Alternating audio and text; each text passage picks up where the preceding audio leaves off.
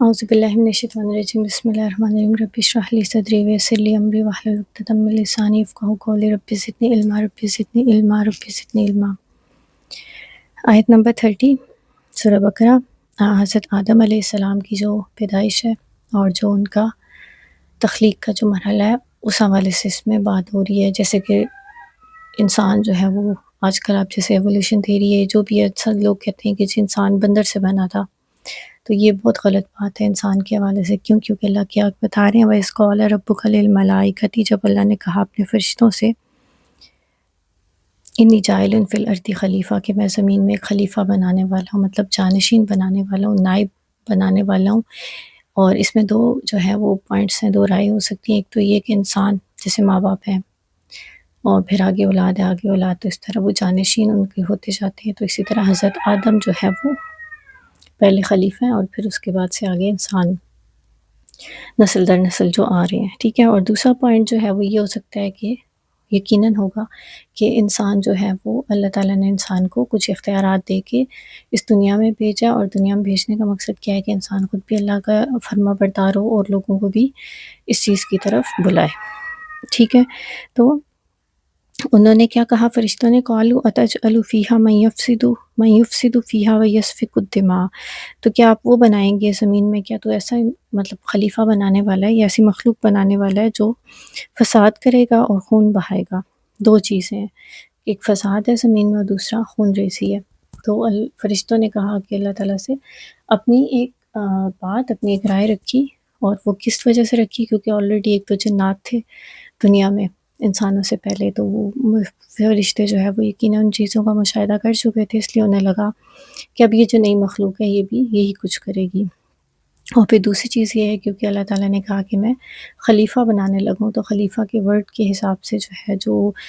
Meaning میں کہ ظاہر ہے اس کو خلیفہ کو اختیارات بھی ہوتے ہیں، تو اس وجہ سے بھی فرشتوں نے کہا کہ ظاہر ہے کہ اختیار جب ملے گا تو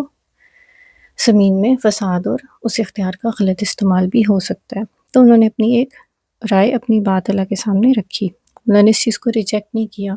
کیونکہ کسی کو بھی جو ہے یہ اختیار نہیں ہے، فرشتوں کو بھی نہیں ہے کہ اللہ تعالیٰ کے سامنے جو ہے وہ مطلب ہے کس طرح سے کہ کچھ بھی اللہ ارادہ کرے تو اس کو کوئی انسان یا کوئی بھی مخلوق روک سکے۔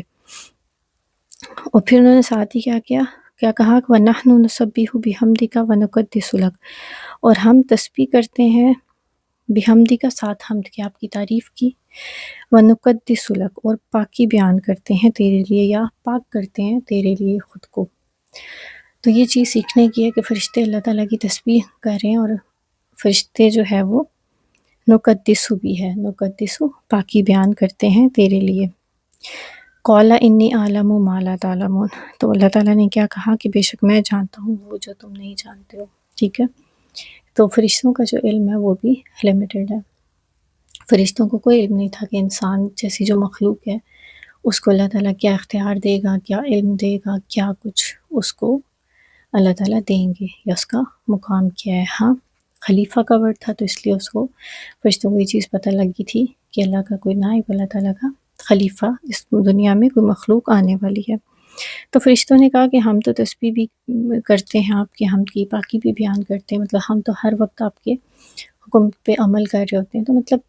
میں بھی انہوں نے اس طرح سے سوچ کے یہ بات کی ہوگی کہ کیا ضرورت ہے کسی نئی مخلوق کو پیدا کرنے کی۔ اس کا یہ مطلب نہیں ہے کہ انہوں نے کہا کہ یہ چیز ہمیں دے دیں یا خلافت ہمیں دے دیں۔ انہوں نے کیا کہا کہ یہ دو چیزیں جو ہیں، حمد ہے اور نقدس ہے، یہ تو ہم کر ہی رہے ہیں، تو مطلب پھر کس لیے ایک نئی مخلوق؟ تو اللہ تعالیٰ نے کہا کہ بے شک